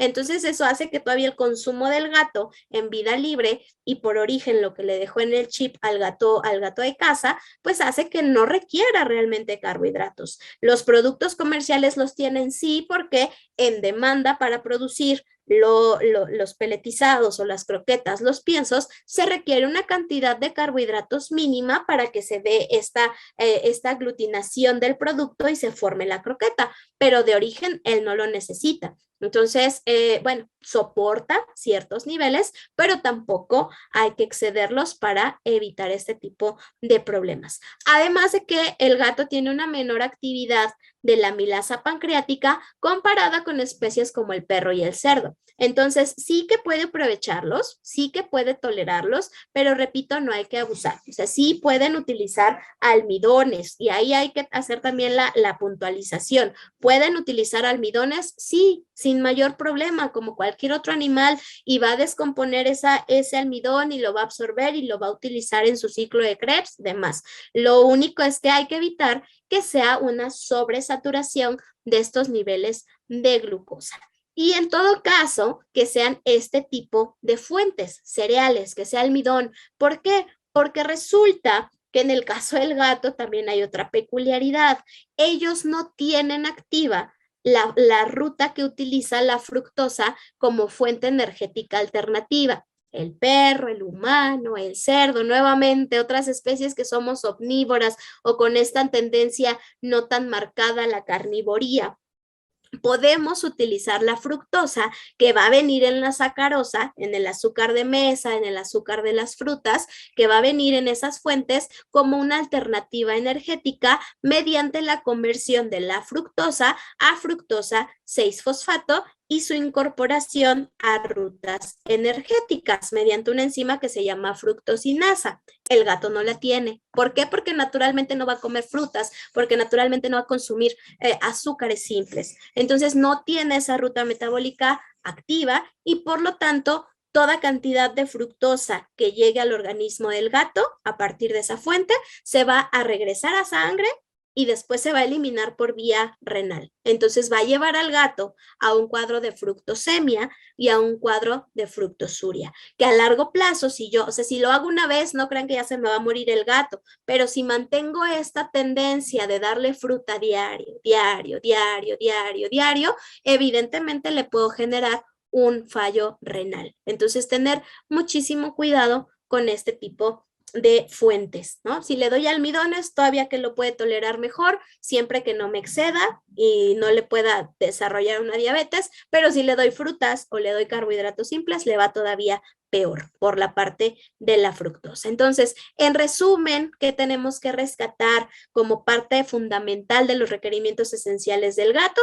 Que siguen requiriendo una alimentación especializada, sobre todo especializada en comparación de nosotros como humanos, como omnívoros, que podemos comer de todo, ¿no? Y que tal vez si yo no tengo suficiente fuente en un lugar, la puedo obtener del otro. El gato no, el gato tiene esa especialización todavía muy marcada, lo cual le demanda tener requerimientos muy particulares de los nutrientes que ya vimos, proteína, taurina, ácido araquidónico, vitamina A, perfiles de aminoácidos.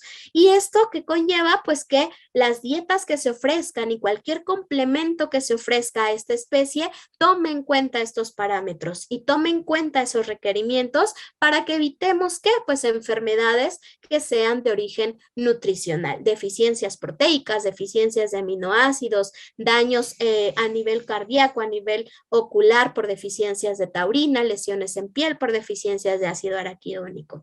¿Y a qué quiero llegar también con todo esto? Bueno, este otro articulito, perdón, antes de cerrarlo con el producto de HAR.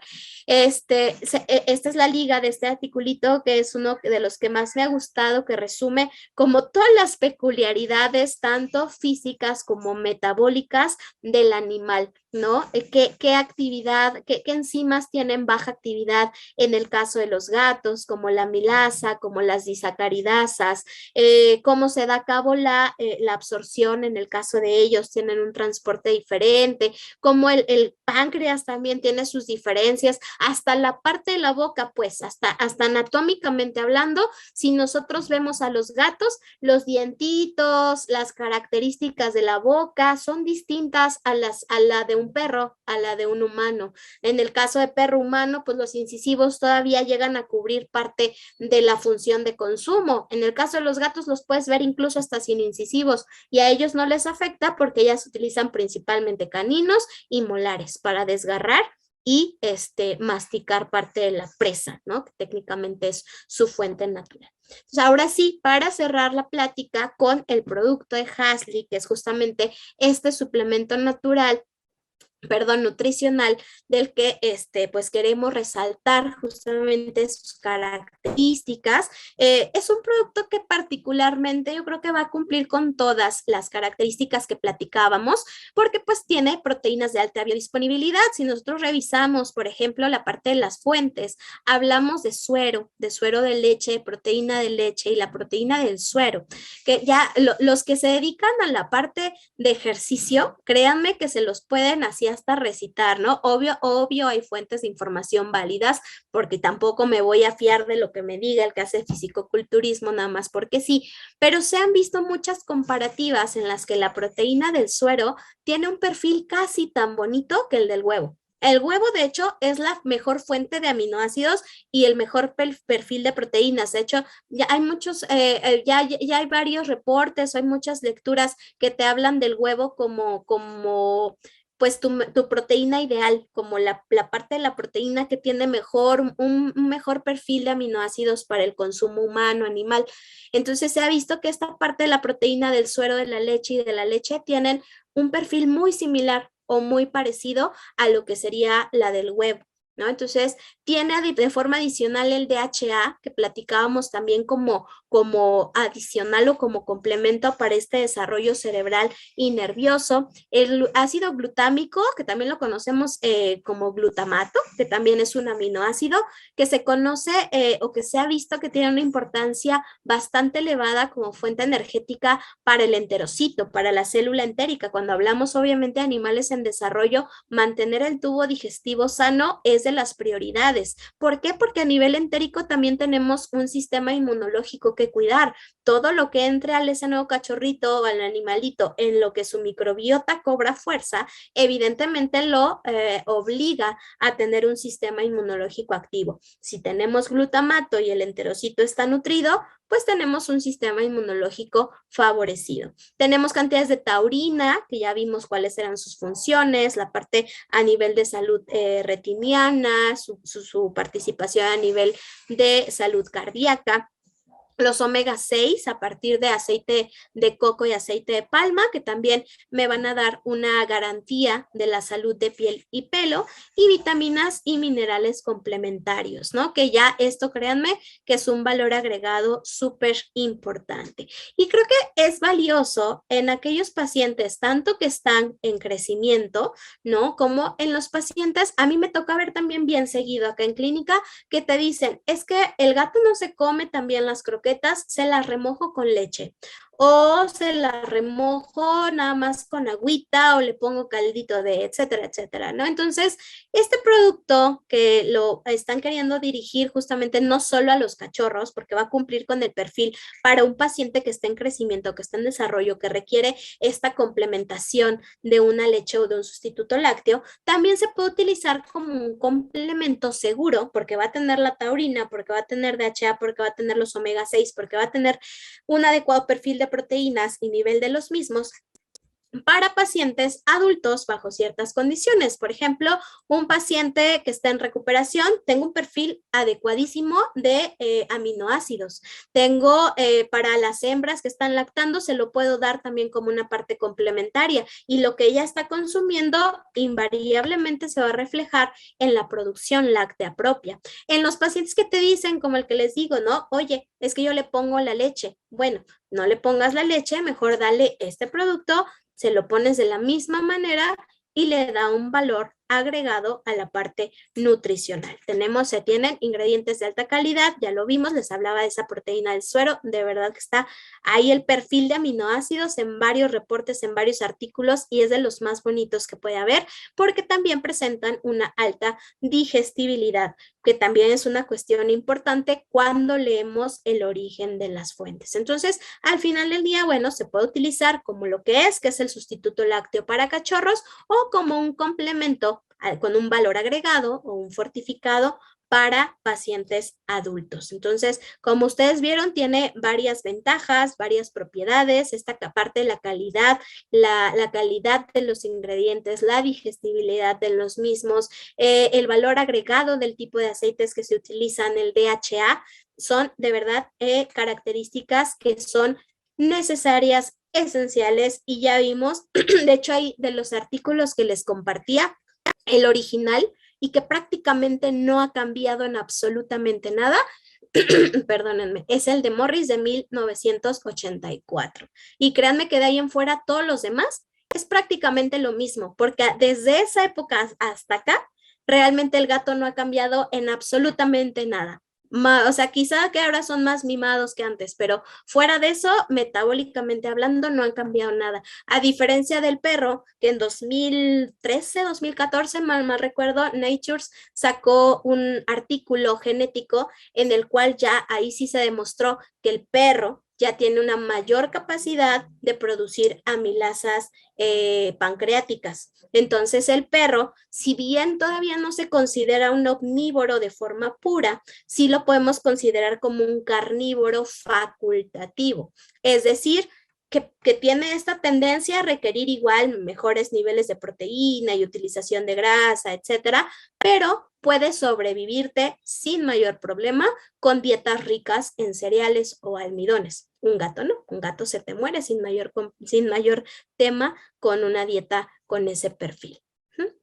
Entonces, creo que pasamos a las preguntas, ¿verdad? Sí, excelente ponencia, doctora Karina Cosío. Bueno, ahora tenemos aquí de parte de nuestros colegas una pregunta. Fernando Brito, el doctor, dice: doctora, muy buenas noches, saludos desde Cuenca, Ecuador. Quiero consultarle Saludos. si en su experiencia hay alguna correlación de una alimentación con balanceado de mala calidad con la incidencia en infecciones de vías urinarias, taponamientos uretrales, cistitis, etcétera. Muchas gracias. Perfecto. Fernando, muchísimas gracias por la pregunta. Igual saludos desde acá, desde Ciudad de México. Y de cierto modo, sí, te voy a decir por qué. Resulta que en el caso de las dietas, mientras menor calidad tengan para el caso de los gatos, significa que más cereales estás poniendo. Los cereales tienen un efecto comprobado de alcalinizar la orina. Entonces, ¿qué pasa? Al momento de que tú alcalinizas la orina, predispones a que los componentes que forman parte, por ejemplo, de la estrubita, que es lo más común en el caso de los gatos, el magnesio, los fosfatos y el amonio, se puedan consolidar de mejor manera. Recordemos que para el caso de urolitiasis no solamente es la cuestión de que estén los solutos presentes en la eliminación renal, sino que también haya un punto de hipersaturación, es decir, que no haya un consumo adecuado de agua y estos se saturen con más facilidad y que el pH lo permita, porque si estuvieran ahí, pero el pH fuera ácido, no se van a pegar, pero si están ahí y el pH es alcalino o alcalinizado, definitivamente se van a concretar y van a formar cristales que eventualmente se pueden formar en urolitos. Entonces, sí, si es una dieta demasiado mal balanceada. Ahora, también hay que tomar en cuenta un detalle en ese punto. Tiene que ver también con la complementación de acidificantes. Hay dietas que tienen, y esto también por experiencia aquí en México, hay dietas que tienen un perfil elevado de cereales porque te van a dar un mejor precio. Aún así tienen cárnicos, pero sí abundan un poco los cereales. Ahí lo que hacen muchos de los productos para garantizarte que no te van a dar problemas es adicionar acidificantes. Ácido cítrico, por ejemplo, y no me acuerdo qué otro tipo de ácido, pero utilizan acidificantes obviamente seguros desde el punto de vista química en alimentos. Entonces, le ponen los acidificantes para contrarrestar el efecto alcalinizante que van a tener los cereales. Si es un producto de mala calidad, no te incluyen estos acidificantes y tú lo puedes ver desde la etiqueta, no los incluyen. Tengan cuidado de todos modos, porque al menos acá en México se da el plagio de etiquetas. Entonces, de pronto tú te encuentras un producto que de verdad te cuesta, pensando que ustedes manejan ahí el dólar, aquí en México, un producto de alta gama, un Hills, un Royal, un Proplan, un Virbac, un HPM, te anda costando alrededor de 3 euros, 3 dólares el kilo aproximadamente. Me he topado con productos que tú lees la etiqueta y dices, esto no puede estar siendo posible. Tú me estás vendiendo carne y carne y carne y carne, o sea, diferentes tipos de cárnicos como primeros 5 ingredientes y me lo quieres vender a 50 centavos de dólar o a $1 el kilo. Y dices, no, o sea, por mucho, mucho, mucho que tú te quieras ahorrar, la carne no cuesta tan barata. Entonces, sí nos hemos topado con productos que tienen plagio de etiquetas, pero por lo mismo nos hemos dado cuenta que al final del día, que son productos que no te utilizan acidificantes, que no, si te quieren vender según la carne a menos de 20 pesos o menos de $1, evidentemente no le gastaron o no le invirtieron a la parte de los acidificantes. Entonces, sí que hay una correlación en esa parte. Mientras menor sea o menos adecuado sea el perfil hacia lo que tú buscas como para el animal y descuides la calidad de los ingredientes y no le pongas o sustituyas los complementos que requiere, evidentemente sí te puede afectar a ese nivel, a nivel urinario. Uh-huh. Perfecto, doctora. La doctora Glendy Triago nos coloca aquí arándanos. Supongo que fue cuando dije las fuentes de vitamina de betacarotenos, yo creo, yo asumo. Ajá. No sé, ¿qué Sí, recomienda sí. usted? ¿Si se puede administrar los arándanos a los Sí, gatos, a los felinos? sí, les gusta por lo ácido, porque el arándano es acidito, entonces les gusta y lo único que yo les recomendaría es que en todo caso, como la ventaja es que es una fruta, bueno, que es un fruto pequeño, sí que puedes dar 1 o 2, no abusen mucho por lo que les decía de la fructosa, tampoco significa que a lo mejor le voy a poner un plato lleno como si le diera de croquetas, pero si de pronto te robó 1 o 2, no va a pasar nada. Uh-huh. Perfecto. El doctor Alex nos indica, doctora, buenas noches, saludos de Quito, Ecuador. ¿Cuál es la mejor manera de administrar el suplemento Hasler? ¿En polvo Fíjate o que, bueno, disuelto? Desde su punto de vista. ajá. O sea, sumo espolvoreado o bebible, ¿no? O embebido. Sí, mira, desde mi punto de vista, yo te diría que depende obviamente de la edad del animal. Si estamos hablando del cachorro, pues sí, definitivamente lo vamos a requerir disuelto. Si a lo mejor yo me imagino que la pregunta del doc Alex es justamente para un adulto, yo te recomendaría que evaluaras a cada paciente. Yo tengo pacientes felinos a los que les encanta como que la croquetita vaya remojada y que le cambie esa textura. Y hay otros que prefieren morderlas y prefieren como sentir esta sensación crocante en la boca y ya si se las remojas es como de, ¿qué me estás dando? Depende mucho. Entonces, yo te recomendaría que al final del día también se considere la preferencia del animal. Respecto a mantener las características, las vas a mantener bajo cualquiera de los dos perfiles, ya sea en polvo o disuelto. Aquí más bien hay que pensar en la preferencia del paciente. Perfecto, perfecto, Ujú, doctora. Eh, Jocelyn, la doctora Jocelyn Topanta nos dice, ujú. buenas noches. Tal vez el suplemento podría dar siempre o junto con el balanceado.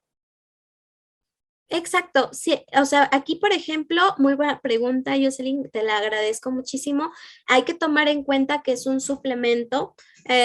Bueno, acá por ejemplo, nosotros hacemos mucho la diferenciación entre complemento y suplemento porque nuestras normas nos obligan, pero estoy consciente de que, por ejemplo, la parte de complemento y suplemento han sido dos conceptos que se han llegado a manejar de forma muy generalizada pero invariablemente, dependiendo de cómo sea la normatividad en un lugar u otro, siempre se habla de este tipo de productos como un adicional. O sea, si quisiéramos ponerle una palabra más genérica, es un adicional, es un extra que tú le puedes dar, como lo que sería un premio, por ejemplo. Solo que en este caso, los complementos o los suplementos tienen ese valor agregado, ¿no? En este caso, sí que en los cachorros pues va a tener un papel diferente porque ahí todavía no estás metiendo una dieta distinta.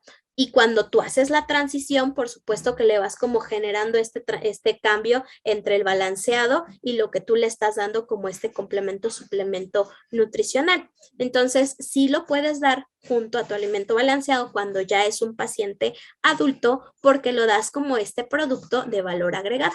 Entonces sí lo puedes dar sin mayor problema junto con él. Y Ex- en conjunto van a cumplirte las necesidades sin mayor problema. Excelente. El doctor Alex nuevamente dice, doctora, en el caso de ya tener una dieta balanceada y usamos un suplemento nutricional, ¿esos porcentajes nutricionales se desequilibran o se refuerzan? Naturalmente se refuerzan, Alex. Eso te lo digo ya también por experiencias que hemos tenido con la parte de los muchos balanceos que nos toca hacer de pronto con esa situación. Si tú lo dieras en una proporción igualitaria, es decir, si tú dieras la misma porción de croquetas que el complemento, suplemento, sí que se desequilibrarían y darías más. Que es, que, por ejemplo, lo que pasa cuando dan los mix feeding, estas alimentaciones complementarias entre enlatado y croqueta, que te dice el propietario, es que yo le doy su ración de croquetas ya medida, pero aparte le doy su ración de enlatado. Y entonces, por supuesto, tus grasas se te van al cielo, la proteína, bueno, pues le vas a dar un extra, lo va a eliminar, probablemente ahí no vaya mucho problema, pero sí que la grasa se te eleva, muchos minerales se te elevan, algunas vitaminas se te elevan, se descompensa, engorda, vienen otros problemas. Cuando lo utilizas como lo que es, que en este caso sería una complementación o una suplementación, en la cual pues tú le pones solamente una porcioncita extra, solamente se refuerzan o le das como ese plus. Ajá.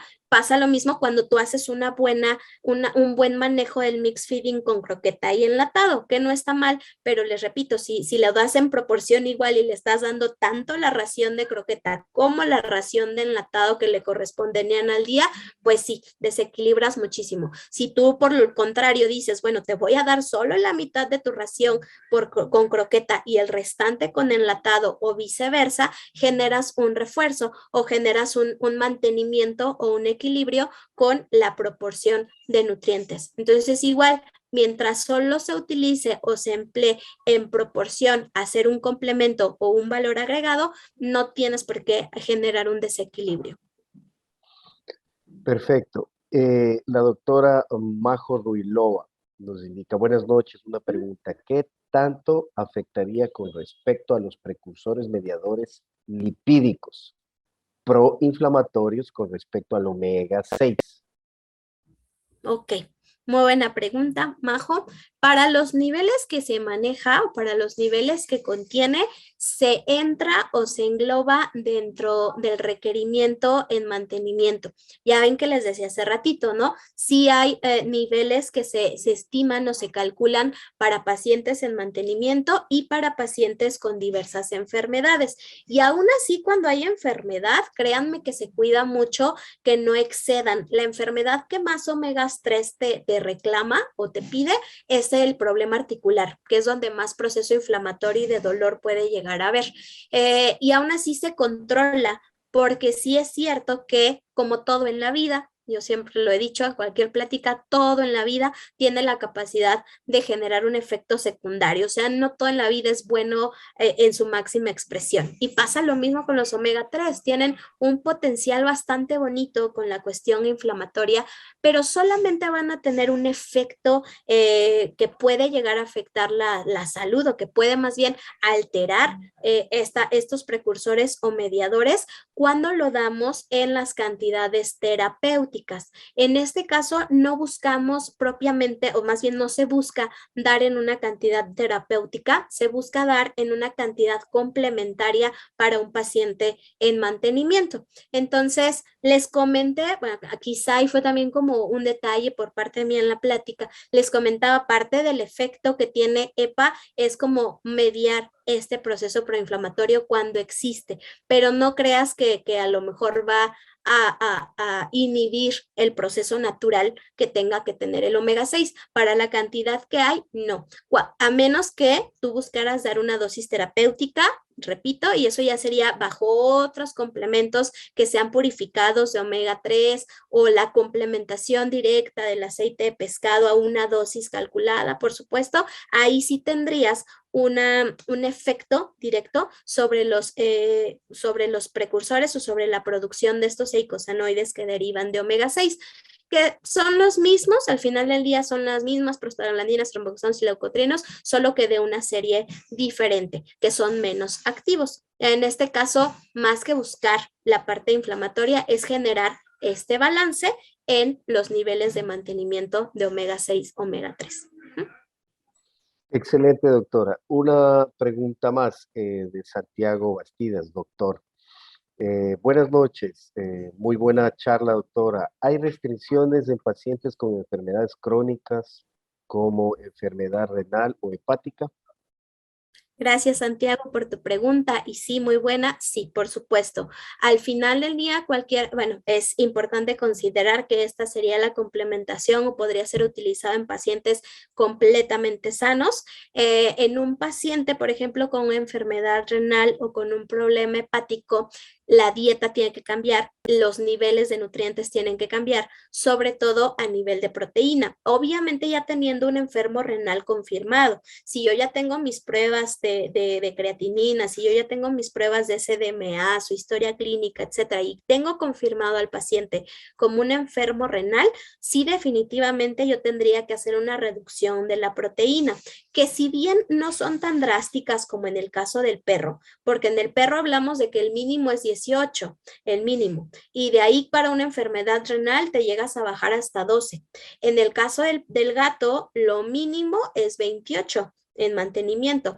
Cuando tienes un enfermo renal, le bajas a 26, le bajas a 24, o sea, realmente no es como que te bajes muchísimo, pero normalmente en un paciente sano, en un paciente en crecimiento, lo mínimo es 28 y de ahí para arriba no hay un tope. Entonces, en el caso del renal, sí, el tope es ese mínimo que sería para un paciente sano. Entonces, este producto, como ya se pasa del 31%, eso en base húmeda, en seca, como es un producto seco, te debe subir a 31.5. 31.5% en materia seca aproximadamente ya no te estaría cumpliendo para un paciente renal. En una enfermedad hepática, se llega a restringir la proteína cuando tienes una encefalopatía asociada. Si no, realmente no vale la pena o no vale mucho la pena reducir la cantidad de proteína. Ahí, si no hay encefalopatía, a veces lo que se recomienda mejor es dar hepatoprotectores.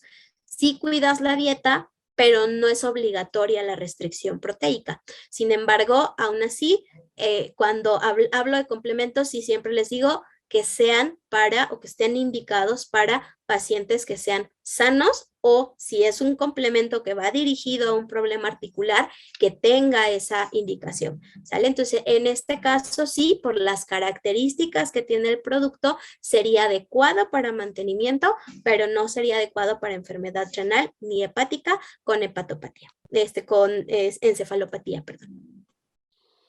Excelente, doctora. Bueno, ya para ir cerrando esta ronda de Uh -huh. preguntas, la última sería de la doctora Margarita Sí. Martínez, que nos dice, doctora Karina, disculpe la pregunta, Hasley, ¿lo puede solo usar en gatos adultos que están enfermos, bajos de peso, o también en gatos que están sanos activos? ¿Se debe usar Hasley? ¿Qué recomendaría usted? Mil gracias. Muchísimas gracias, Margarita, por la pregunta. Repito, como decíamos ahorita con la parte renal, si están, o sea, digamos que la única enfermedad, por así decirlo, justificada, y qué bueno que hicimos ahí la diferenciación, le agradecemos también a Santiago, porque, por ejemplo, para un paciente que tuviera una baja de peso, o sea, vamos a pensar, es un gatito que tiene alguna enfermedad intestinal y que perdió peso. Ahí sí te lo podría recomendar porque trae la glutamina y esa te va a ayudar como precursor para darle energía al enterocito, porque tendría una excelente fuente de proteínas que van a ser altamente digestibles y porque va a tener esta cantidad de omegas 3 o bueno, más bien la complementación de omegas 3 y de ácidos grasos esenciales. Y dices, lo puedo utilizar como un complemento, lo puedo utilizar como un adicional a la parte de la dieta base o a la dieta balanceada que le esté dando. Entonces, no significa que por sí solo te va a ayudar a subir de peso, porque para eso existen también los productos que son de convalecencia, pero sí puedes darles ese valor adicional a esos alimentos que son para animales convalecientes. Más bien, hacia eso sería el enfoque. Y si estamos hablando de animales sanos y activos, sería más como este premio o como este adicional o como este complemento que va a venir ya con este valor agregado de nutrientes esenciales para el gato. Perfecto, Pensando en adultos. y ya que habló de premios, doctora, nosotros recordamos a nuestros compañeros que tenemos 3 pack felinos, ¿no es cierto? A las 3 primeras personas de responder correctamente las 3 preguntas que están subidas en nuestra fanpage de Facebook. La cambio, Doc. ¿Perdón? Te la pongo acá también, Doc. Ah, muy gentil, gracias. Sí, encantado. Responde las preguntas y gana fabulosos premios. Perfecto. ¿Cuáles son los 4 beneficios de Hasley? Sería, ¿no es cierto? Mencionando 3 puntos críticos en la nutrición. Y la tercera sería, ¿cuáles son las funciones del DHA en felinos? Para esto nosotros tenemos que darle like, ¿no es cierto? Esa sería la dinámica, darle like, seguir la página y responder en los comentarios a estas 3 preguntas. Repito, nosotros lo que estamos es premiando a la fidelidad con los 3 pack felinos. Eso, por favor, le recomendaría. Sin más, estamos colocando también el link, ¿no? Donde ustedes pueden acceder para que puedan participar por los pack felinos aquí en el chat de preguntas. Por mi parte, yo agradezco muchísimo la participación de la doctora Karina Cosío. La verdad, es una ponencia excelente. Pienso que nos ha faltado mucho tiempo más. El tema de la nutrición es muy extenso, considerando que todas las enfermedades metabólicas son de la casuística diaria. Ya sabemos que las enfermedades entran por la boca. Entonces, Sí. Agradeciéndole una vez más por parte de toda la familia INPAF a la cual pertenezco y a nombre de todos los colegas que han sido también presentes en esta noche, que tengo muchos halagos aquí. Todos dicen excelente ponencia, doctora, Gracias, felicidades. doctores. Y que esta no sea la última vez. Ojalá que algún momento tengamos la oportunidad de tenerle en presencial acá en Ecuador. Le agradecemos Claro mucho que sí. y muy gentil por su tiempo. Muchas gracias a ustedes también por haberse quedado hasta el final.